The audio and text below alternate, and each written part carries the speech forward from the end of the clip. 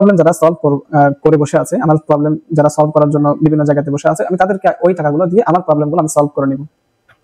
এই লার্নিংটা আমার কাছে খুব ভালো লেগেছে। একটা ব্র্যান্ডের 11 টাইপসের অ্যাসেট রয়েছে, 11টা অ্যাসেটের মধ্যে আরো সাবসেকশন প্রায় 4টা করে 44টা অ্যাসেট রয়েছে। অর্থাৎ এই 44টা অ্যাসেট যদি আমরা তৈরি করতে পারি তাহলে একটা ব্র্যান্ডের সম্পূর্ণতা পাওয়া যাবে।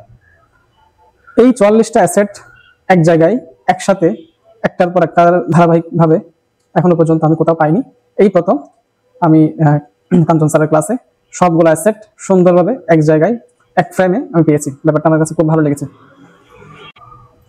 3 নাম্বার যে ব্যাপারটা ভালো লেগেছে সেটা হলো রেপুটেশন লেডার। অর্থাৎ কাঞ্চন স্যার অনেক আগে থেকে আমাদেরকে বারবার বলে আসছিল ফেসবুকে, সোশ্যাল মিডিয়াতে ভিজিবল হওয়ার জন্য কন্টেন্টের মাধ্যমে। কারণ visibility is more important than ability. আমার কতটুকু অ্যাবিলিটি আছে সেটার গুরুত্বপূর্ণ না, আমি কতটুকু ভিজিবল সেটা গুরুত্বপূর্ণ।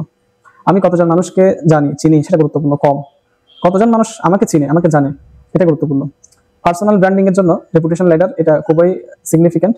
তো এখানে যে স্টেজগুলো ভাগ করে দিয়েছে, যে ব্লেম থেকে শেম থেকে গেম থেকে নেম থেকে ফ্লেম থেকে ফেম, আমরা এখন কোন স্টেজে আছি এবং কি কাজ করতে হবে এটা আমরা এখন বুঝতে পারি। বিশেষ করে আমার ক্ষেত্রে আমি এখন গেম স্টেপে আছি। ব্লেম এবং শেম এই দুটা স্টেপ আমি পার করে ফেলেছি। এখন আমার গেম স্টেপটা আছে। আমি আশাবাদী ইনশাল্লাহ আগামী 1 থেকে 1.5 মাসের মধ্যেই গেম স্টেপটা কমপ্লিট হয়ে যাবে, যেন আমাকে অ্যাটলিস্ট 10 লক্ষ মানুষ আগামী অক্টোবর মাসের মধ্যে যেন চিনে জানে আমার সার্ভিস নিয়ে, আমাকে পার্সোনাল ব্র্যান্ডিং বিভিন্ন কন্টেন্ট দিয়ে আর কি। এই যে বললাম আগামী অক্টোবর মাসে 10 লক্ষ মানুষ যেন আমাকে চিনে আমাকে জানে, এই জন্য যা যা করতে হবে আমি তাই করবো। এটা একটা ঘোষণা অথবা এটা একটা ইন্টেগ্রিটি। অর্থাৎ আমি মুখে যা বলছি আমাকে তাই করতে হবে। এই ব্র্যান্ড ইন্টেগ্রিটি বা পার্সোনাল ইন্টেগ্রিটি এটাও অনেক সিগনিফিক্যান্ট একটা পার্ট। ইন্টেগ্রিটি যদি হয় ক্রেডিবিলিটি হয়ে যাবে। অর্থাৎ যে কাজ আমি 2-3 লক্ষ টাকা খরচ করে করতে পারছি না, সেই কাজ একটা ফোন কলে হয়ে যাবে। এটাকে ক্রেডিবিলিটি। মানুষ যখন আমাকে চিনবে জানবে তখন সাপ্লায়াররা কয়েক কোটি টাকার মাল আমাকে বাকিতে দিতে রাজি হবে। এটা বাস্তব ক্ষেত্রেও সত্য। যাকে আমরা চিনি জানি তাকে আমরা বিশ্বাস করি।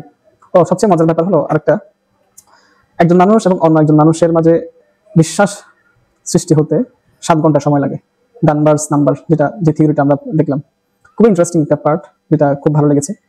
একজন মানুষ একটা কাস্টমার যখন আমাকে সময় দিবে, যত বেশি সময় আমার কন্টেন্টের সাথে দিবে, আমার সাথে দিবে, তো chances are very high that they will pay later. So আমার এই অগোছালো কথাগুলো এতক্ষণ পর্যন্ত শুনেছেন, এই জন্য আপনাদের প্রতি কৃতজ্ঞতা। ভালো থাকবেন সবাই, সুস্থ থাকবেন। ধন্যবাদ। আসসালামু আলাইকুম।